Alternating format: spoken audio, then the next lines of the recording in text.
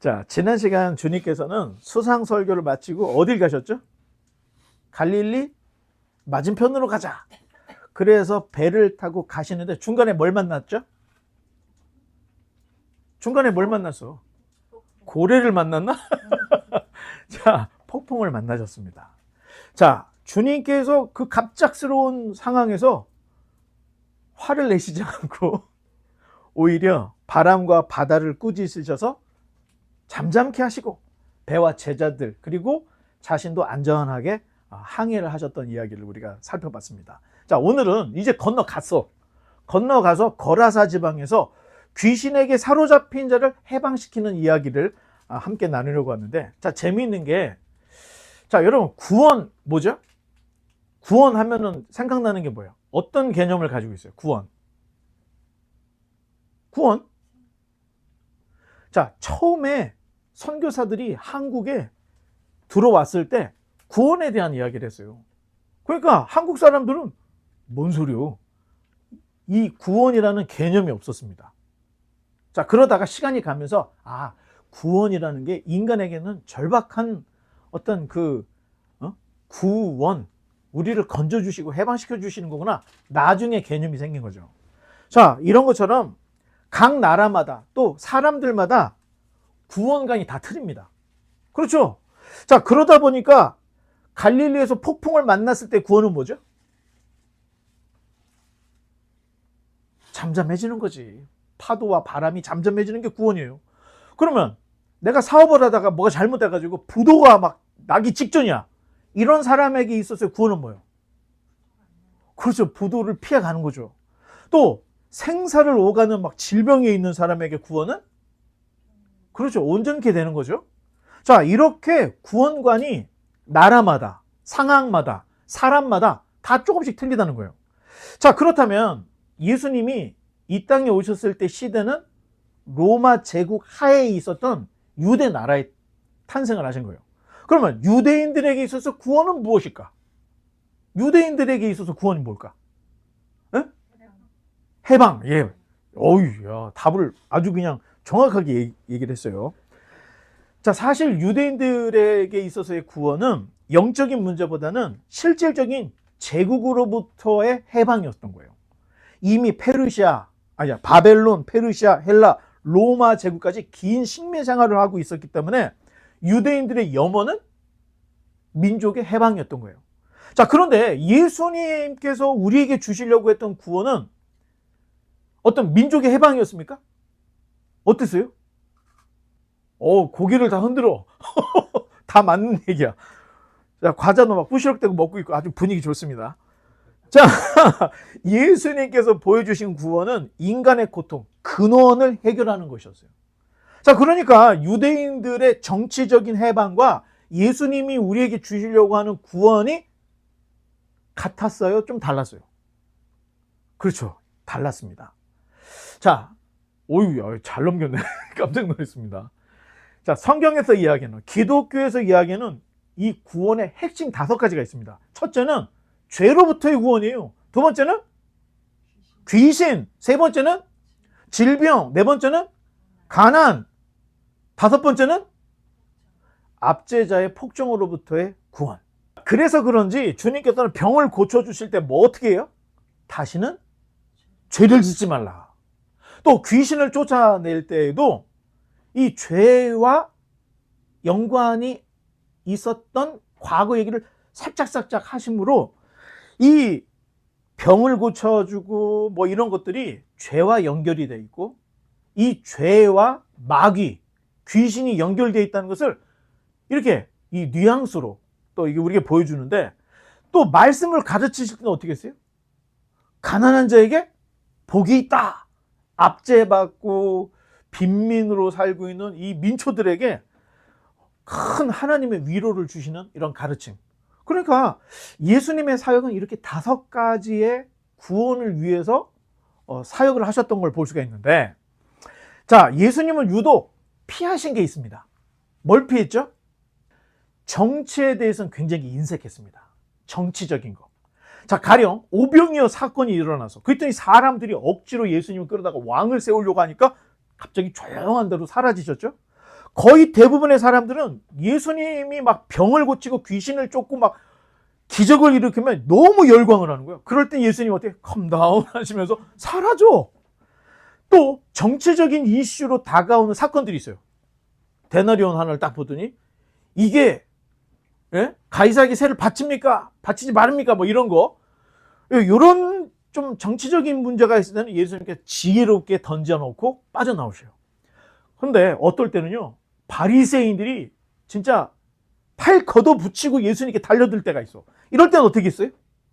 아예 이방 땅으로 피하셨습니다. 그래서 성경에 보면 예수님이 가끔 가다가 수로보니게의 여인, 이게 페니키아 지역이에요. 굉장히 북쪽에 있는 거, 북쪽에 있는 거. 거기까지도 갔다 오셔요. 또 때로는 가이사랴 빌립보까지 가. 이게 헐몬산 근처에 있는데 굉장히 높은 지역이었고 먼 곳이었어요. 근데 제자들과 소풍 가듯이 피해가. 왜? 예수님에 대한 어떤 열광이 너무 커지고 예수님이 정치적인 일에 엮이게 생긴 어떤 이런 상황이 되면 예수님께서 자리를 피해. 그것도 안 돼? 그러면 외국 땅으로 가버리는 거예요. 이렇게까지 하시면서 혹시라도 오해할까봐. 자, 유대인들의 구원관과 예수님의 구원관이 다르기 때문에 혹시라도 유대인들이 오해할까봐서 아예 정치에서는 일색이에요. 그냥 완전 배제를 해버린 거예요. 자, 그런데 아이러니하게 예수님이 십자가에 달려 죽었죠? 죄명이 뭐였죠? 예? 뭐래? 유대인의 왕. 황제에 대한 반란으로 정치범이 된 거예요. 그래서 십자가에 달려 돌아가셨는데, 자, 예수님을 십자가에 단 게 누구예요? 엄밀히 따지면 유대인이죠. 유대인이 예수님을 정치적으로 엮어서 십자가에 달려 죽게 한 거예요. 자, 유대인들은요, 이상하게 그렇게 영적이고 신앙적이고 종교적인 것 같은데 선지자든 메시아든 다 뭘로 봐요? 정치적으로 바라봤던 거예요. 그러니까 아니다 싶어? 야, 정치적으로 엮어가지고 죽이는 거예요. 이런 일들이 계속 있었던 거예요. 그걸 예수님 막 지적을 하죠. 자, 오늘날에 와서도 교회가 변질되고 왜곡되고 잘못된 길로 가는 첫발이 뭘까요? 정치입니다. 교회가 좋은 이유든 나쁜 이유든 무슨 이유든 정치에 발을 내딛는 순간 변질되게 돼 있어요. 이게 정말 신기해요. 자, 뭐 통일교나 뭐 신천지에서 뭐 당을 하나 만들어갖고 정치에 입문한다고 했더니 기독교인들이 으쌰으쌰 해가지고 만들어내가지고 기독당이라는 걸 만들었어요. 그 기독당 때문에 기독교 우파주의가 생겨버렸어요. 자, 이런 것들을 보면은 교회가 변질되는 이유 중에 하나는 정치에 참여를 할 때 이런 일이 생길 수 있구나 하는 걸 볼 수가 있는데, 그렇다고 친중, 친일, 독재에 부역하라는 말이 아니에요. 국가가 인권을 탄압해. 그러면은 모른 척하고 있으면 안 되는 거예요. 또 권력자들이 가난한 자를 착취하고 겁탈을 해. 알면서도 모르는 척하면 안 된다는 거예요. 정의에 있어서는 1인 시위라도 해야 돼. 기독교라는 것은. 그렇다고 같이 칼 빼갖고 몽둥이로 싸움하고 조폭들처럼 하라는 얘기가 아니에요. 이거는 굉장히 무저항적, 무폭력적 시위를 통해서 국가의 인권 탄압 또는 권력자들의 가난한 자의 착취나 겁탈. 제가 아는 후배 중에 하나가 노점상 노조 대표를 하고 있더라고. 그래서 얘가 왜 이러나고 페이스북을 봤더니 이 친구가 가난한 사람의 편을 들어주려고 그렇게 애를 쓰고 있는 모습을 보고 저하고 고등학교 때 함께 기도했던 친구예요. 근데 그렇게 돼 있더라고. 그래서 참. 단 여러분, 기독교인이 정치에 빠졌을 때는 약점이 하나 있어요. 굉장히 극우가 돼가지고 국수주의에 빠질 수 있다는 거예요. 자, 유대인의 잘못은 종교적인 국수주의에 빠진 거예요. 자, 종교적 열심만 있으면 유대인처럼 이렇게 국수주의에 빠질 수 있는데, 자, 기독교 국수주의의 결과가 뭐였죠? 세계대전이었어요. 유일하게 기독교 국가가 개신교 기독교 국가 독일입니다. 그런데 독일이 2차 세계대전을 일으켰잖아. 자, 이게 종교적인 열심으로 만드는 어떤 정치, 또 종교적인 어떤 애국이 이게 우파로 가면서 국수주의에 빠져. 이거 조심해야 됩니다. 그렇다고 해서 우리나라는 아무것도 아니고 뭐 친일, 친중, 뭐 독재 뭐 이렇게 하라는 얘기가 아니에요. 기독교인들은 항상 중간에 서 있어야 됩니다. 그래서 어떤 인권이나 이런 것들을 위해서는 싸워줘야 될 책임이 있죠. 자, 성경에도 있어요. 다윗이 갑자기 인구 조사를 했더니 막 하나님이 막 노발대 막 화가 나버린 거예요. 그래서 어떻게 됐어요? 막 전염병이 돌고 난리가 나버린 거예요. 그랬더니 회개를 하죠. 그러고 나서 하나님께 두들겨 맞고 다윗이 했던 게 우리가 가지고 있는 병력, 우리가 가지고 있는 재원으로 제국으로 나아갑시다 하지 않고 모든 재원을 어디에 갖다 쏟아부었어요? 성전에 갖다 쏟아부은 거예요. 자, 여러분들도 살다 보면 힘이 생길 수 있어. 기독교인으로. 여러분들이 열심히 살다 보면 아니 내가 노력한 거에 비해서 돈이 더 많이 벌릴 때가 있죠. 이럴 때 어떻게 해요? 잘 됐어. 교회는 무슨 교회야. 이제 먹고 살만하니까 교회는 안 다녀도 되고 이제 이 돈을 어떻게 관리하고 내가 평생 어떻게 살까? 이건 아닙니다. 여러분이 크리스찬으로서 돈과 힘이 있다면 가난한 자를 돌아봐야 된다는 거예요. 성경에 있죠? 가난한 자는 항상 있을 것인데 부자를 주신 이유가 뭐예요? 가난한 자를 도우라고. 자, 게임 해보면 여러분 100% 알게 됩니다. 타짜처럼 무엇인가 조작을 하지 않고 그대로 게임을 하면요, 내가 이길 때가 있지만 어떻게 돼요? 내가 질 때도 있죠. 내 의지하고 관계없이 가난에 빠질 수 있다는 거예요. 자, 그러기 때문에 내가 잘 되고 있을 때는 안 되고 있는 사람을 돌아봐야 돼요. 그러라고 나에게 더 복을 주신 거고 나에게 힘을 주셨다. 자, 여러분들이 가난한 자를 돌아보는 게 여러분이 힘과 돈을 가졌을 때 살 길이에요. 그렇지 않으면 결국엔 어떻게 돼요? 자, 오늘 나온 광인처럼 될 수가 있다는 거예요. 자, 넘겨보면. 자, 한번 읽어보겠습니다. 예수께서 바다 건너편 거라사인의 지방에 이르러. 자, 거라사라고 하는 지방을 오늘날의 제라쉬라고 하는 곳으로 추정하는 사람들이 많이 있습니다. 학자들이 거의 그 일치를 하는 건데, 자, 같은 본문에 보면은 제가 이걸 쓰진 않는데 데가볼리라는 곳이 나와. 데가볼리라는 곳이. 자, 그러면 데가볼리가 뭐냐? 데카, 열, 폴리스, 도시, 10개의 도시라는 도시국가예요.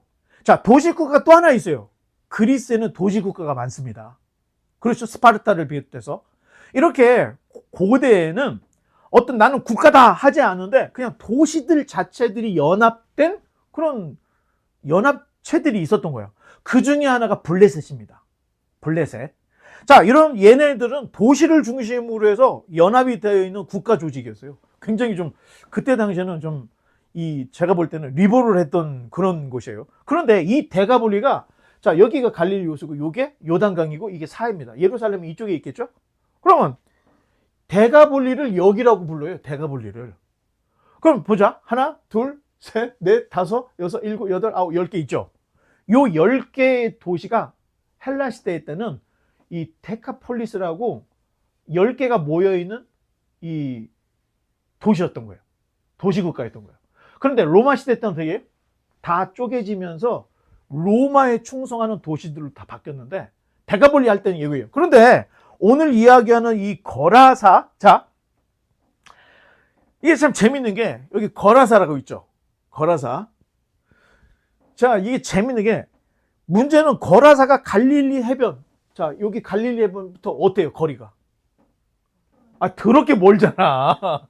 자, 그러면 예수님이 여기서 밥 건너와가지고 여기서부터 여기까지 걸어왔다는 말인가?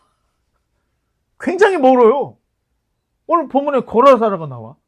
자, 마태는 여기를 거라사 지방이라고 이야기를 하고 있고요. 마가는 거라사인의 땅이라고 얘기하고, 마가는 거라사인의 지방이라고 얘기하고 있고, 누가는 거라사인의 땅이라고 얘기해요. 자, 그러면 이 사건을 기록한 마태, 마가, 누가가 조금씩 다르게 기록을 하고 있는 거야. 자, 다르면 어떻게 돼요? 이게 틀린 거예요? 관점이 다른 거라고 얘기했죠. 자, 재미있는 것은 성경 누구도 거라사, 가다라 이렇게 말을 하지 않는다라는 거예요. 뭐라고 해요? 거라사인의 지방. 보면 가다라 지방, 거라사인의 땅 이렇게 표기를 하고 있다는 거예요. 그런데 이 모든 도시들이 어디에 속해 있다는 거예요? 대가볼리에 속해 있는 10개 도시들이라는 거예요. 자, 그 얘기는 뭐냐면 대가볼리 그쯤에 있는 거라사인들이 사는 곳, 이렇게 얘기를 하는 거고, 거라사인들의 땅, 가다라 지방, 이렇게 이야기하므로 어떤 한 도시를 특정하지는 않는다는 겁니다. 그러니까 대가볼리쯤이라고 생각할 수 있으니까 이거는 틀렸다고 볼 수가 없다는 거예요. 비슷한 거기쯤, 거기 있잖아, 거기 그 뉴욕 근처 거기, 뭐 이런 식으로 이야기를 하고 있기 때문에 이걸 틀렸다 보기는 어렵다는 거예요. 또 넘겨보면, 자, 읽어보겠습니다. 배에서 나오심에 곧 더러운 귀신 들린 사람이 무덤 사이에서 나와 예수를 만나니라. 그 사람은 무덤 사이에 거처하는데 이제는 아무도 그를 쇠사슬로 맬 수 없게 되었으니, 이는 여러 번 고랑과 쇠사슬에 매었어도 쇠사슬을 끊고 고랑을 깨뜨렸음이로라. 그리하여 아무도 그를 제어할 힘이 없는지라. 밤낮 무덤 사이에서 산에서나 늘 소리 지르며 돌로 자기의 몸을 해치고 있었더라. 자, 거기에 주님께서 일행과 도착을 했는데 귀신 들린 사람을 만나. 몇 명이에요 지금? 마가는 1명으로 얘기합니다. 마태는 2명으로 얘기해요. 조금씩 관점이 틀려요. 자, 그런데 쇠사슬로도 맬 수가 없어. 고랑과 쇠사슬을 막 끊어버려. 그러니까 제어가, 아니 수갑을 채웠는데 수갑을 부러뜨리고 막 이렇게 하는데 어떻게 뭘로 더 묶이겠어. 아무리 묶어도 다 제어가 안 되는. 여러분, 태어나서 이런 광인 본 적이 있어요 없어요? 솔직히 나도 없어. 자, 더욱이 밤낮을 안 가리고 어떻게 해? 무덤과 산에서 야 하고 막 소리를 질러. 그리고 막 어떻게 해? 돌로 막 자기 몸을 막 해하는 거야. 자, 이런 사람을 만났다는 거예요.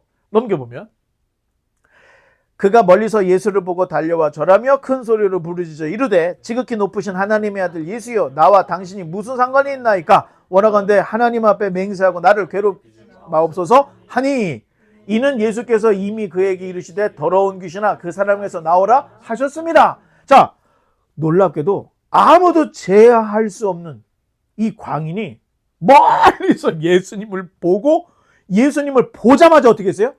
도망갔습니까? 예수님께 달려왔던 거야. 그러니까 제자들은 어떻게 얼마나 쫄렸겠어.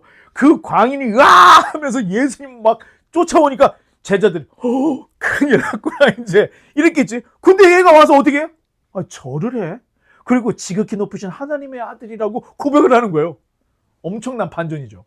자, 역시나 사람들은 예수님을 못 알아보는 거예요. 그런데 영적인 존재, 이 귀신에게 사로잡힌 광인이 예수님의 신성과 권위를 즉각적으로 알더라는 거예요. 호구조사 안 해요. 당신 누구예요? 이름이 어디예요? 언제 태어났어요? 호구조사도 안 해. 그런데 멀리서 예수님을 보고 하나님의 아들이라는 거 알고 그냥 뚫어와서 쫓아와서 절을 해. 넘겨보겠습니다. 이에 물으시되 내 이름이 무엇이냐? 이르되 내 이름은 군대니 우리가 많은 민이다 하고 자기를 그 지방에서 내보내지 마시기를 간구하더니, 자, 광인의 정체는 뭐야? 군대 귀신에 들린 자라는 거예요. 자, 귀신이 한둘이 아니야. 적어도 1000 이상은 됐을 것으로 보이는데 이유가 있습니다. 이 로마의 군대를 레기온이라고 하는데 레기온의 단위가 5000명에서 6000명이에요. 굉장히 큰 부대죠. 근데 너 누구냐니까 레기온입니다 그러는 거야. 군대 귀신입니다 하고 물어본 거, 말한 거예요 이 사람이. 그러니까 적어도 1000 이상, 5000에서 6000은 귀신이 들어가 있는 거예요. 자, 한 사람 안에 수천의 군대 규모의 귀신들이 들어갔다. 요거는 단순히 숫자가 많다는 것을 넘어서 침략하고 파괴하는 영적 군대가 활동하고 있다는 것을 보여준다는 거예요. 그러니까 숫자를 써서 야, 김, 이, 박 해가지고 5000, 이건 이런 의미가 아니고 그냥 레기온 한 5000 정도 되는 귀신이 들어가 있다. 그런데 이거는 굉장히 침략적이고 파괴적인 영적 군대가 이 한 사람에게 들어가 있구나, 이런 걸 우리가 볼 수가 있는데, 자, 영적 군대라고 하는 것은 다니엘서에 등장합니다. 다니엘이 무슨 얘기를 해요? 페르시아의 영적인 세력을 영적인 군대라고 이렇게 묘사를 합니다. 자, 역사적 사건과 전쟁 배후에는 인간을 충동질하고 죽이게 하는 누가 있는 거예요? 영적 존재가 있다는 거예요. 그래서 이거를 영적인 군대로 이렇게 설명을 하고 있는데, 자, 영은 육체와 달리 공간의 제약을 받지 않더라는 거예요. 그래서 하나든 뭐 천이든 이렇게 들어와. 자, 막달라 마리아가 성경의 표현대로 하면은 귀신이 몇 개가 있었던 거예요? 7귀신. 맞습니다. 막달라 마리아에게는 7귀신이 있었다는 거예요. 자, 이런 것처럼 영적인 존재는 공간의 제약을 받지 않아. 자, 이처럼 귀신이라는 영적 존재는 한 사람 몸 안에 수많은 영적 존재가 한 번에 들어갈 수 있다는 거예요. 자, 그런 악령 내지는 귀신이 들어갔어. 그러면 그게 그냥 폭발을 하는데 어떻게 해요? 막 쇠사슬도 끊어버려. 우리가 알고 있는 인간의 한계를 넘어서 물리적인 힘을 막 드러내는 이런 특별한 현상들을 일으키고 있는데, 자, 그뿐만이 아니에요. 귀신 들리면 본래의 성품이나 예절이 다 사라져. 그러게 어떻게 해요? 굉장히 상스러워집니다. 욕을 해요. 들어보지도 못했던 욕을 해. 그리고 막 사람을 막 조롱하고. 여러분의 장단점. 사실 얘도 단점이 있잖아. 얘도 단점이 있잖아. 사실 우리가 서로 간에 인격적인 존재이기 때문에 그 단점에 대해서 함부로 말을 안 해요. 그런데 이 귀신 들려있는 사람은 막 조롱을 하는 거예요. 막 너 사고 냈지 막 이러면서, 막 너 뭐 했지 막 이러면서 막 사람을 막 무너뜨릴 수 있는, 이 상대에 대한 어떤 조롱을 막 일삼고 인격을 파괴하고 더럽고 난잡하고 막 쌍스러운 모습이 드러나요. 전에 저희 어머니가 동대문 가게에서 일을 할 때 귀신 들려갖고 미쳐갖고 돌아다니는 사람이 있었어. 근데 그 사람이 너무 불쌍하니까 우리 어머니가 크리스찬으로서 우리 집 데리고 와가지고 밥해 먹이고 이렇게 했는데 욕을 엄청 해. 욕을. 그거 참 신기하죠. 멀쩡한데 욕을 엄청나게 합니다. 자, 그런데 이렇게 아무리 강력한 군대 귀신이라도 예수님이 한마디 했더니 어떻게 해요? 꼼짝을 못 하더라는 거예요. 그리고 그 지방에서 쫓아내지 말아달라고 간절히 빌고 있는 어떤 모습을 보여주는데, 그게 신기해요. 활동하는 지방이 있나 봐. 활동하는 영역이 있나 봐. 나는 내 영역이 여기니까 날 여기서 떠나지 말게 해달라고 이렇게 얘기를 하고 있는 거예요, 지금. 자, 우리는 귀신을 달래는 겁니까? 어떻게 해요? 예수님의 이름으로 명하고 쫓아내는 거예요. 다릅니다. 무당을 비롯한 다른 존재에서는요, 더 귀신 큰 거 데리고 온다, 야 달래주고, 그래서 막 음식 차려놓고 돼지 막 벌려놓고 이거 먹고 여기 나가 막 이렇게 달래주잖아. 기독교는 그게 아니에요. 영적으로 예수 그리스도 이름으로 명하고 나가라, 쫓아라. 예수님이 그 일을 했는데, 자, 누가 그 일을 계속 연결해서 했죠? 예수님의 제자들이 똑같이 했잖아. 자, 예수님이 왜 12제자를 선택했어요? 복음을 증거하고 귀신을 쫓는 권능을 주기 위해서 뽑았다고 그랬잖아요. 자, 이게 예수님이 혼자서 다 돌아다닐 수 없으니까 한 번은요, 이게 이제 좀 더 지나가면 나오는데 예수님의 제자 70명을 둘씩 짝주 보내는 거예요. 그러니까 얘네들이 와가지고 예수님의 이름으로 귀신이 쫓겨나이다. 그랬더니 야, 내가 하늘에서 떨어지는 걸 봤어. 막 이런 얘기가 막 나오고, 그런데 귀신이 너희들이 명한 소리를 듣고 도망간 거에 대해서 즐거워하지 마. 너희 이름이 생명책에 기록되어 있는 걸 보고 더 기뻐해야 돼. 이런 얘기를 해요. 자, 성경 안에도 이런 어떤 영적인 이야기들을 종종 하고 있는데, 그러니까 우리의 기도는 누구의 이름으로 하는 거예요? 예수님의 이름으로 기도하는 겁니다. 예수님의 이름으로 찬양도 하고요, 예수님의 이름으로 귀신도 쫓아. 자, 그런데 어떤 사람들은 예수님을 믿어도 이 귀신에게 너무 집착하는 사람들이 있어. 그런데 내가 볼 때는 그게 귀신 들린 거예요. 귀신에게 너무 집착하는 것도 귀신에 들려 있는 거야. 그러니까 오히려 자유롭게 살다가 이게 귀신이 장난질을 하네. 예수님의 이름으로 명하노니 떠나라. 이렇게 하면 돼. 그런데 매일 귀신. 이건 귀신을 정복하고 이긴 게 아닌 거죠.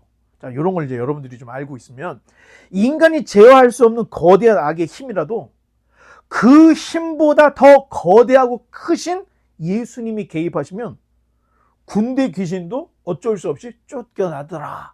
이런 것들을 우리에게 보여주고 있는 거예요.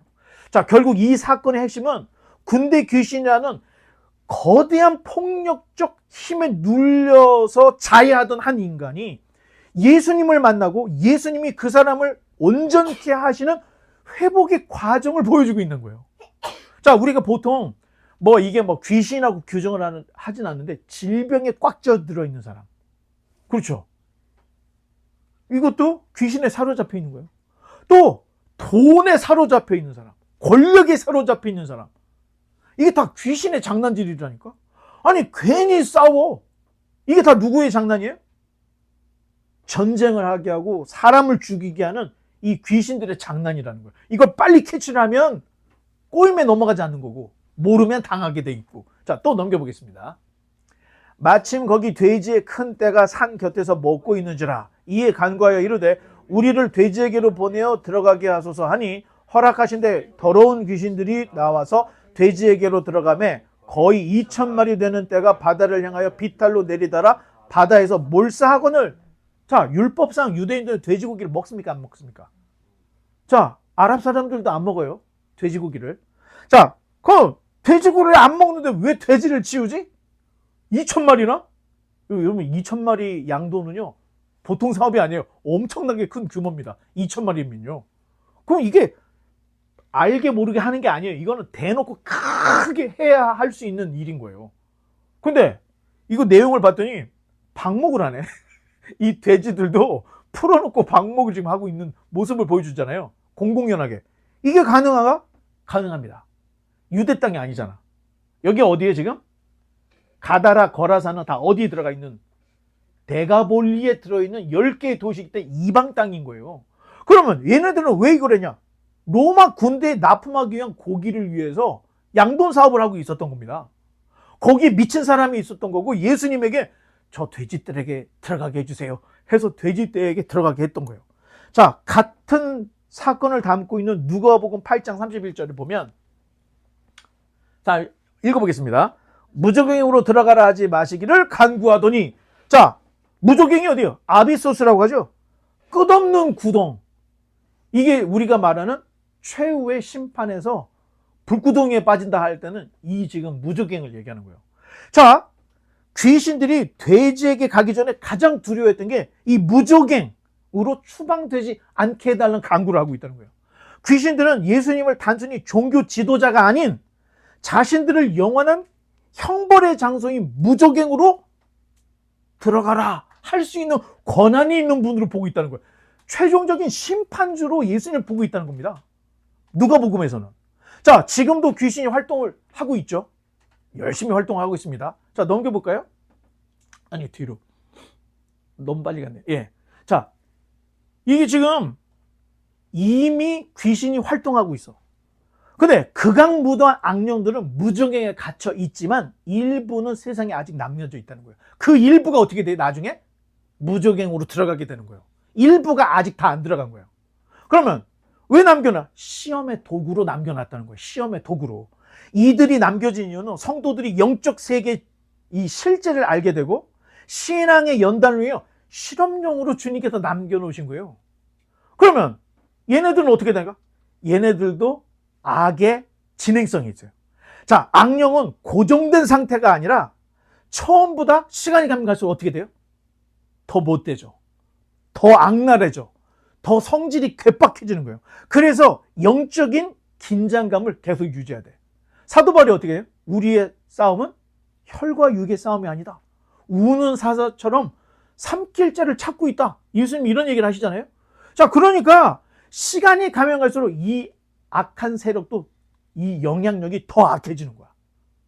그래서 옛날보다 지금이 더 악랄해지고 옛날보다 지금 더 마귀들이 더 악랄해져. 그러니까 어떻게 해? 세상에 사랑이 식어지는 거야. 그러면서 이제는 냉랭해지고, 예? 지금 마지막 시대로 가는 이런 것들이 악이 계속해서 성장하고 있기 때문에. 따라서 세상이 악해지는 근본 원인은 영적인 영향 때문인데, 자, 부모님이 어떻게 해요? 착하게 살라고 해요? 못되게 살라고 해요? 착하게 살라고 해요. 학교에 가면 어떻게 해요? 준법 정신이 있는 착한 시민이 되라고 가르치잖아. 그런데 그 교육을 뿌리치고 그 부모의 쓰라를 나가는 망나니들, 양아치들이 있잖아. 자, 이런 거 왜 이렇게 될까? 인간 내부에 있는 원죄와 외부의 영적 세력이 결합하면서 이 악의 세력들이 계속해서 힘을 내고 있는 거예요. 자, 가속성이 있습니다. 귀신조차 처음부터 극도로 악했던 것이 아닌 거예요.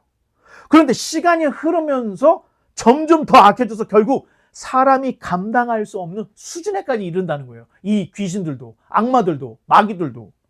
자, 여러분, 돼지가 자살했다. 들어본 적 있어요? 돼지는 자살을 못해요. 먹히면 먹혔지, 우리한테. 자, 창세 이후로 돼지가 자살했다는 이야기는 내가 어디서 한 번도 들어보지를 못했던 것 같아요.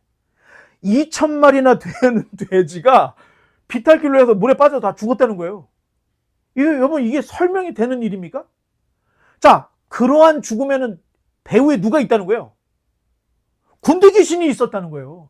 파괴하고 죽이려고 하는 자연적 현상이 아니라는 겁니다. 우리가 살다 보면 자연적인 현상으로 설명할 수 없는 기이한 일들이 있어. 이게 다 누가 조장하는 거예요? 마귀, 사탄, 귀신들이 하고 있다는 거예요. 자, 돼지조차 감당할 수 없는 악령의 이 파괴적인 본능이 결국에는 2,000마리의 돼지를 그냥 몰살을 시켜요. 자, 여러분, 혹시 뭐 지금은 많이 의학이 발달했지만 광견병이라고 아세요? 율리야, 광견병이 뭐냐? 광견병. 공수병. 그게 뭐 어떻게 되는 거야? 광견병. 그러니까 미친 개가 사람을 물어. 그럼 어떻게 돼요? 몇 달 후에 이 사람 미쳐. 그게 광견병이에요. 자, 그러면 참 재미있는 게 사람이 미쳐있는 모습을 봤을 때 귀신 들린 것 같은 거야. 그런데 지금 의학이 규명한 게 뭐예요? 바이러스입니다. 바이러스. 광견이라는 발작을 일으키는 이 균이 개에 있다가 사람을 물었을 때 사람한테 옮겨와. 그래서 한 1개월에서 3개월 정도 있다가 이게 발병을 하게 되면 사람이 미쳐버리는 거예요. 막 미친 개처럼 돼버리는 거예요. 자, 그러면 이게 꼭 바이러스의 문제일 수도 있지만 이런 균들, 이런 현상들, 이게 영적으로 볼 때에는 마귀 사탄의 작용과 힘과 활동이라는 것을 우리가 알 수 있다는 거예요. 물리적으로는 바이러스라고 생각하지만 멀쩡한 사람이 미쳐? 멀쩡한 개가 미쳐? 이건 바이러스 그 뒤에 숨겨져 있는 마귀들의 어떤 그 활동이다. 이렇게 볼 수 있다는 거예요. 자, 눈에 보이는 질병 너머에 영적 세계가 있다는 거예요. 여러분, 왜 암이 생길까요? 규명을 하죠. 스트레스 때문이다. 뭐다 하는데 우리가 신앙의 눈으로 볼 때는요, 이 모든 것들이 다 마귀의 장난이라니까. 자, 또 넘겨보겠습니다. 읽어보겠습니다. 치던 자들이 도망하여 읍내와 여러 마을에 말하니 사람들이 어떻게 되었는지를 보러 와서 예수께 이르러 그 귀신 들렸던 자, 곧 군대 귀신 잡혔던 자가 옷을 입고 정신이 온전하여 앉은 것을 보고 두려워하더라. 이에 귀신 들렸던 자가 당한 것과 돼지의 일을 본 자들이 그들에게 알림해 그들이 예수께 그 지방에서 떠나시기를 간구하더라. 자, 쇠사슬도 끊어. 그리고 막 자기 몸을 자해하던 자가 아니 예수님을 만난 후에는 옷을 벗고 다녔겠죠. 그런데 옷을 입고 정신이 온전해서 가만히 다소곳이 예수님 옆에 앉아 있는 거야. 자, 진정한 구원의 회복을 보여주고 있는데 놀랍게 마을 사람들은 어떻게 돼요? 이 회복을 보고 돼지 2,000마리 이러면서 주님 떠나주시기 바랍니다. 이러고 있더라는 거예요. 자, 경제적 가치가 영혼의 가치보다 우선되는 지금 현대의 물질 만능주의를 지금 보여주고 있는 거야. 아니, 한 사람이 어떻게 뭐 귀신을 들렸던 질병이 갔든 죽든 말든 돼지 2,000마리 잘 키워갖고 돈만 벌면 되지. 근데 이게 역전이 돼버리니까 어떻게 돼요? 떠나주십시오. 자, 사람을 살리고 온전케 한 일보다는 2,000마리 돼지 손실한 게 더 큰 거야, 이 사람들 입장에서는. 이 인간의 어리석인 이 단적인 모습을 보여주고 있는 거죠. 또 넘겨보겠습니다. 예수께서 배에 오르실 때 귀신 들렸던 사람이 함께 있기를 간구하였으나 허락하지 아니하고 그에게 이르시되 집으로 돌아가 주께서 네게 어떻게 큰 일 행하사 너를 불쌍히 여기신 것을 네 가족에게 알리라 하시니 그가 가서 예수께서 자기에게 어떻게 큰 일 행하셨는지를 데가볼리에 전파하니 모든 사람이 놀랍게 여기더라. 데가볼리가 나오죠. 자, 치유받은 사람은 감사한 마음에 주님, 저 주님 따라가고 싶어요. 이렇게 했던 거야. 그랬더니 예수님께서 그래, 내 제자가 이게 아니고 아니야, 돌아가. 집으로 돌아가 네 친족에게 구하라. 이렇게 말을 하는 거예요. 자, 구원의 증거, 선교, 전도는 꼭 멀리 떠나야만 되는 게 아니라는 거예요, 여러분. 아니, 그 돈도 없는데 비행기 싸게 뭐에다가 1인당 거의 뭐 한 5,000불씩 준비를 해가지고 멀리 가가지고 거기 가서 전도 조금 하고 매일 가서 관광이나 하고는 이런 선교가 아니라는 겁니다, 여러분. 그냥 기분만 내는 거예요. 진짜 전도는 뭐야? 나에게 정말 가까이 있는 내 가족과 친족에게 나에게 일어난 일을 보여주고 변화된 나의 삶을 보여줌으로 예수님이 나를 이렇게 변화시켰어. 이게 전도죠. 아니, 이거 꼭 사람들이, 누가 그러더라고.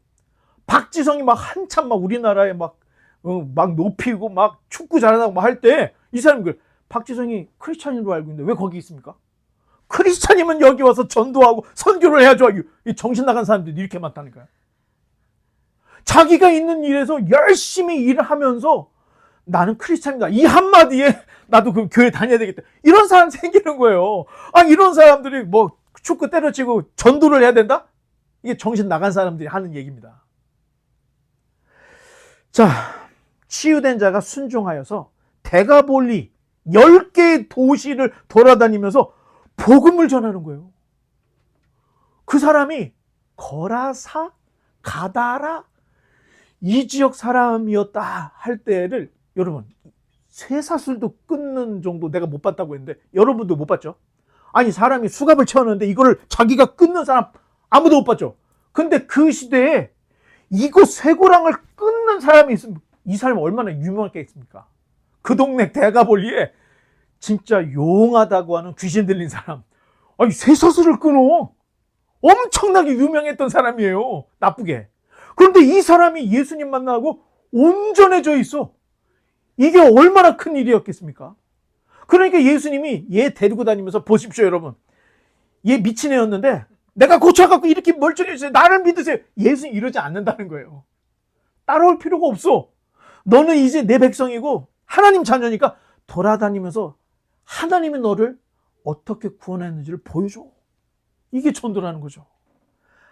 예수님이 이 데가볼리에 선교사를 많이 보내지도 않았어. 딱 한 명.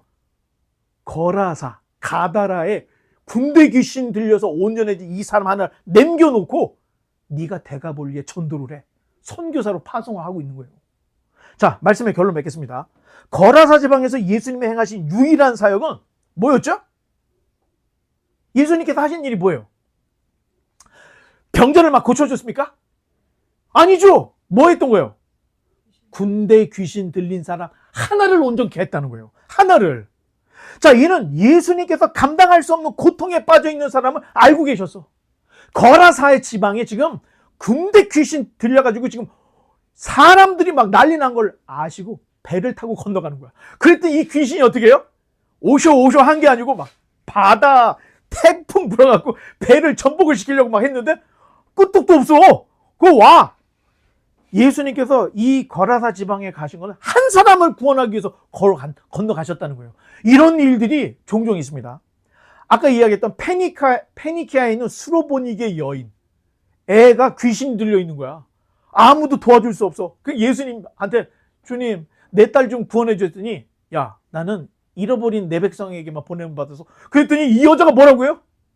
맞습니다. 하지만 개들도 자기 주인의 상에서 떨어진 푸석이기들 먹지 않습니까? 그랬더니 예수님이 야, 너 대단하다. 네 믿음이 네 딸을 구원했어 하면서 예수님이 가라 했더니 귀신이 떠나가는 일. 이때에도 수로보니게 페니키아의 수로보니게 한 여인 때문에 예수님이 거길 가신 거예요. 이렇게 보면은 성경에서 단일 사건을 위해서 예수님이 여행을 하시고 거기 가서 비극에 잠겨져 있는 사람을 구원하는 이런 일들이 성경에 종종 있어요. 지역의 경계를 넘고 한계를 넘어서 그 사람을 구원해. 사람이 도저히 제어할 수 없는 흉악한 귀신의 문제. 주님이 친히 찾아가서 해결을 해 주시더라는 겁니다. 자, 이것이 단 한 사람의 문제이든 아니면 집단의 문제이든 넘겨보면 사도 바울이 이런 얘기를 쓰고 있습니다. 읽어보겠습니다. 사람이 감당할 시험 밖에는 너희가 당한 것이 없나니 오직 하나님은 미쁘사 너희가 감당하지 못할 시험 당함을 허락지 아니하시고 시험 당할 즈음에 또한 피할 길을 내사 너희로 능히 감당하게 하시느니라. 이래서 우리가 이렇게 지금 잘 살고 있는 거예요. 내가 얼마 전에 차 사고 났다고 그랬죠. 그 차가 덤프 트럭이었으면 어떻게 됐을까요? 난 찌부된 거야. 난 죽은 거야. 마침 그게 살짝 해가지고 이렇게 이 정도 됐는데, 여러분 운전해보면은 위험한 일들이 한두 번이 아닙니다. 그러니까 하나님이 감당할 시험, 요걸 피할 길을 늘 주셔서 지금 우리가 이렇게 건강하게 살고 있는데, 부활하신 예수님께서 사울이 갑자기 칼을 빼들고 교회를 다 잔해하는 거야. 교회들 다 죽여. 막 잡아 넣고 죽이고 막. 그러다가 어떻게 해요? 다메섹으로 도망간 기독교인들을 잡으려고 공문서를 받아가지고 쫙 하고 가고 있어. 자, 만약에 사도 바울이 그대로 다메섹에 갔으면 어떻게 됐을까요? 다메섹에 있는 교회들은 다 죽은 거야. 그런데 묘하게 감당치 못할 시험이 닥칠 즈음에 어떻게 된 거예요? 갑자기 예수님이 빛 가운데 부활하신 주님이 사울에게 딱 나타나서 누구세요? 그랬더니 난 네가 핍박하는 예수야. 그 얘기를 함으로 다메섹에 있는 숨어 들어간 기독교인들이 감당치 못할 시험에서 살아남은 거예요. 더 이상 박해는 안 했으니까. 어떤 면에서 보면은 사도 바울도 자신이 제어할 수 없는 귀신이 들려갖고 막 사람들을 죽이는 이런 데에서 예수님을 만남으로 이 박해자에서 전도자로 바뀌는, 자, 이게 보면 다 귀신이 사람들을 싸움을 붙이고 사람들을 서로 죽이게 하고 이간질을 붙이게 하는데, 예수님 때문에 다메섹에 있는 성도들은 감당한 시험을 피했던 거고, 사도 바울이라는 사람은 자기 인생 나락으로 떨어져서 끝장날 사람을 예수님이 만나줌으로 사도로 세워주신 거예요. 자, 이런 것들. 자, 여러분, 한 가지 알아야 될 게, 귀신은 무서워할 대상이 아닙니다. 영화에서나 귀신이 막 이러고 나타나지, 성경에서 이야기하는 귀신은 이런 게 아니에요. 광명의 천사로 나타나. 그리고 이간질을 붙이고 한 사람을 잡으면 목을 꺾어서 그냥 단번에 죽이는 거예요. 근데 귀신, 마귀, 사탄을 너무 두려워하면 어떻게 돼요? 귀신에 사로잡힌다는 거예요. 자, 물론 신중해야 돼요. 나는 예수님 믿으니까 뭐 귀신이 100마리가 붙어도 난 끄떡이 없어. 이런 교만한 것들은, 경거망동은 하면 안 됩니다. 그렇죠? 교만은 패망의 앞잡이. 그렇게 돼. 넘어져. 그러니까 함부로 그런 얘기하면 안 돼. 다만 귀신에 사로잡히지 않아야 된다는 거예요. 그런데 제가 볼 때 귀신에 사로잡힌 사람들을 보면 너무 부끄러움을 타. 신기해요.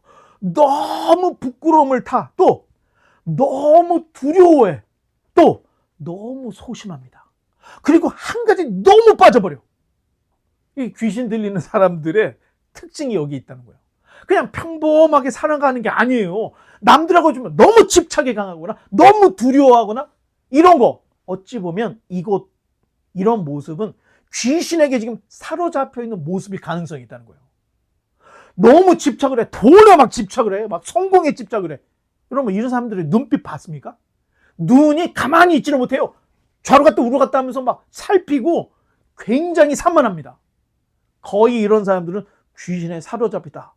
그러면 나도 그렇게 될 수가 있겠죠? 그럴 때 어떻게 돼요?